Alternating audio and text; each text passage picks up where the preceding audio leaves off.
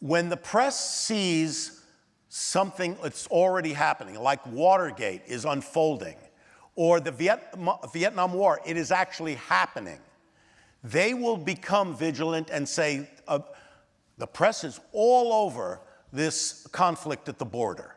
They're all over it. Because they see it's bad, it's wrong. Two things happened during the run-up, during the campaign.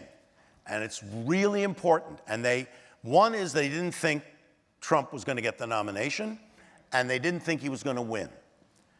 But once he had the nomination, I guarantee you, if we saw as much space in the New York Times, the Washington Post, and all television media, if we saw as much time devoted to emails as to this one story, because that's all that was, is one story. Email, email, email, email. That's it, one story.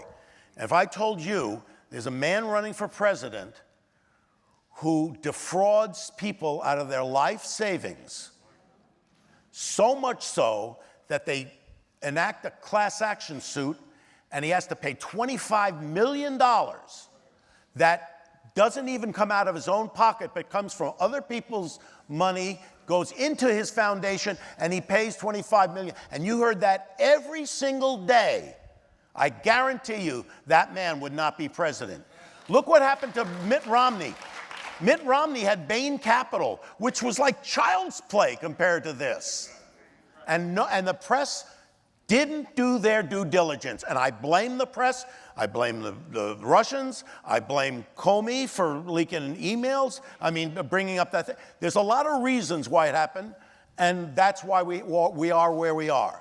And the press got us into Iraq, and so we got to hold people accountable. But unfortunately, they're doing it now when there's, like I say, 40% of the American public is getting mainstream media pounded into them with crap and lies. And that's the problem. So even though they are doing their job now, they're butting up against it. And the bully pulpit of the president, who lies literally every time he opens his mouth.